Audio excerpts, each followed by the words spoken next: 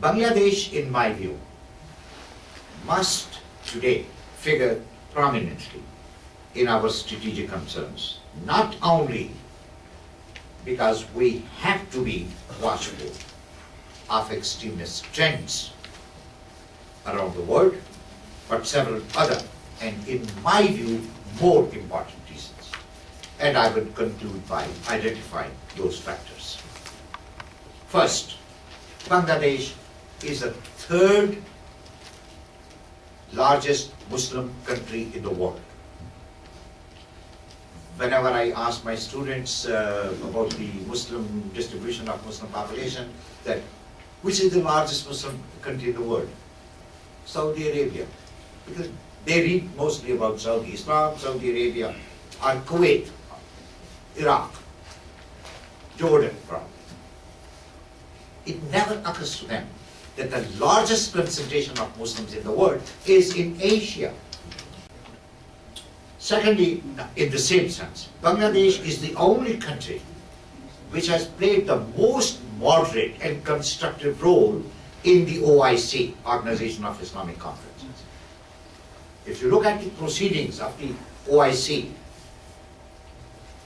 the contribution of Bangladeshi leadership, whether it was Awami League leadership or PNP leadership, has been most constructive, most moderating influence.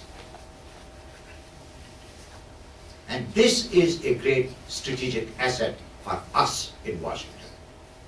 Thirdly, Bangladesh is the founder of SAARC. It was the brainchild of the Bangladeshi leadership. If the United States wants to promote political and economic cooperation and a broader alliance of South Asia, and take the current conflict-ridden situation out, they have to support the Bangladeshi government's effort to strengthen SAARC. Bangladesh has great stakes and political and moral investment in this project. As an American of Pakistani descent, I will not try to show my anti-Indian feeling, but the fact is that the Indians have been sabotaging the growth of SAARC because they believe that all the small countries will gang up against them.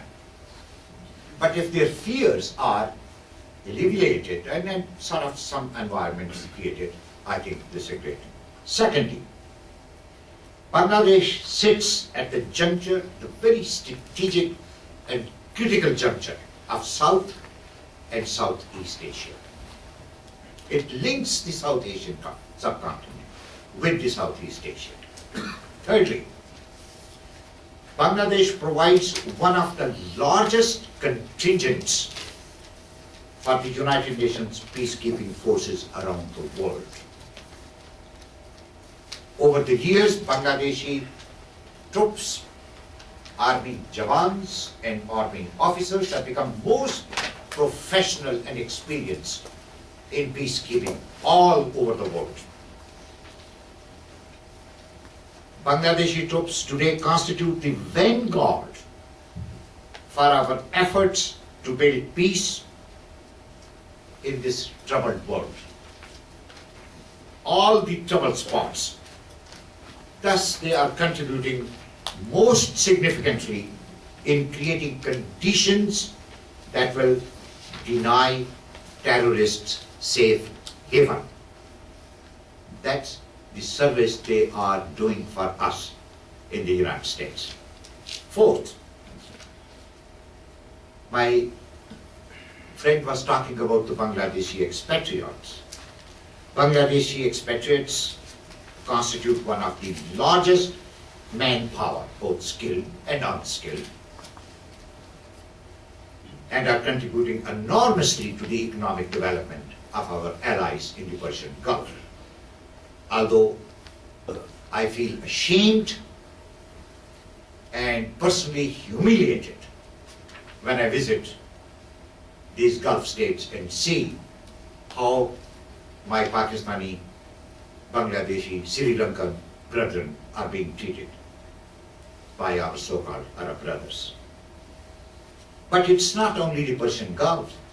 In Europe, right here in the United States, where a large number of Bangladeshi community consists of highly skilled and trained professionals. Over the last 15 years, my personal physician has been from Bangladesh. In the community where I live, almost all Bangladeshis are doctors.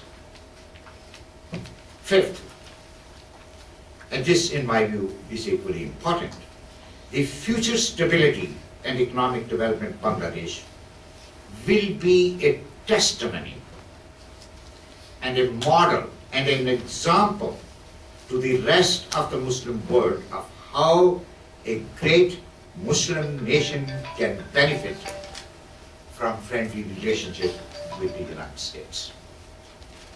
Bangladesh-US relationship can be a model for the rest of the Muslim world. And finally, Bangladesh is one of the few democratic Muslim countries, and it is our national interest to help Bangladesh strengthen its democratic traditions, to help foster a spirit of tolerance among different political factions, whether they are in power or they are out of power. We should support the current government of Sheikh Hasina and the Awami League to strengthen a democratic tradition that accommodates all the opposition political parties and thus create a lasting tradition of tolerance in the country. To impress upon all political parties in Bangladesh to keep their channels of communication open to each other. It's also our responsibility here in Washington to impress upon our government to mobilize the international community to contribute generously to the economic development of this third largest Muslim country. Unfortunately, we in Washington do not pay attention to any country where there is no suicide bombing and where the US embassy is not burned or attacked, or where there are no anti-US rallies. God forbid that these things happen in Bangladesh. But Bangladesh still needs our attention. Bangladeshi community should be grateful, let me conclude, that they have a great friend here in Washington, Ambassador Shewa, whose keen interest in Bangladesh welfare and whose perceptive insights about Bangladesh will be a great asset both for the United States and for Bangladesh. Thank you very much.